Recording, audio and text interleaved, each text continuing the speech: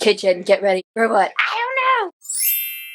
Hello! My name is Virginia May Edinger, and I have a lot of creative energy and nothing to do with it right now. You're not alone on here. Since COVID has put a temporary hold on my theatrical endeavors, I have a lot of creative energy left and nothing to do with it. With all of this creative energy, I need to manifest projects for myself. Some of you may recall the Victorian bonnet that I made out of a summer hat, a skirt, a beret, and a bunch of ribbon. Some of you may also recall the time that I used an exercise top, a skirt, and some ribbon to make a flapper outfit. I also sewed this dress out of a sheet.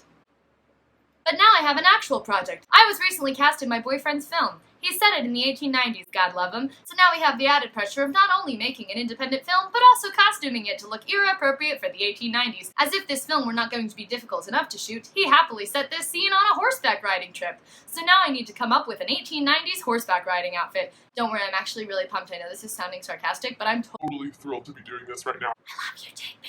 So my project today is going to be MacGyvering an 1890s Victorian riding outfit out of random crap in my house. Inspired by this, and these. I would call this a tutorial, but I doubt that any of you will have the same random crap lying around your house that I do at mine, but feel free to follow along if you'd like. And it's voiceover time. The first thing you're going to want to do is get hired at a catering company that forces you to buy this black button-down collarless shirt as a uniform.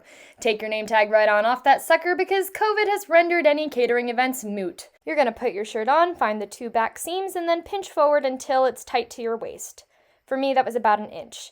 I then laid the shirt out again and then went from the two seams in about 1 inch and pinched the fabric together, pinning it down with safety pins.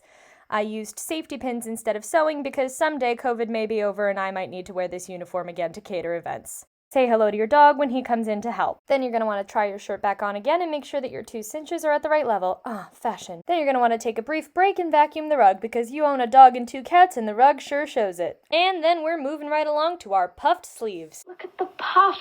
If you have some shoulder pads kicking around from the 80s, you can shove those right in the shoulders of your shirt. If not, you can use pillow or stuffed animal stuffing like I am, shoved into 2 socks and then safety pinned into the arms of your shirt. Look at it. Oh, so puffed. Fairy sleeve. Moving right along, you're going to grab a black rehearsal skirt that you bought in high school for drama club, or if you want to make one, it's just a giant circle of black fabric with an elastic band the size of your waist in the middle. Then you're going to grab yourself your Halloween cape from 8th grade where you were a wizard, and you're going to flip that thing inside out because the outside is velour and we want it to look plain and matte so that it makes our front skirt look longer, and the hood itself will bunch up under the back to make it look like a little bit of a bustle. Now we're moving on to the most labor-intensive part of this, which is going to be our top hat made with cardboard, a cereal box, and some scissors. We're going to cut a big old circle right out of that cardboard. Then you're going to measure about the size of your head and cut out a smaller circle inside of it. Save the cardboard from the inside of that circle because we're going to use it later. Make sure you cut on top of another cardboard box so that your mom doesn't get mad at you for cutting up the carpet. Once you've got your cardboard disc, you're going to move on to your cereal box. I ended up needing 2 cereal boxes because I've got a giant head. You're going to cut off the top of the box. Cut the bottom into tabs as if you're making a poster with little rip-off tabs for people to take home, and then roll the cardboard box to get it used to being in a circular shape. Then you're going to hot glue those little tabs down onto the brim of your hat and hot glue along the sides of your boxes to glue it all together into one cylinder. Am I cool yet? If you need to ask, the answer is probably no. Next, you're going to cut a circle out of your cereal box and then cut little tabs all around the sides of it.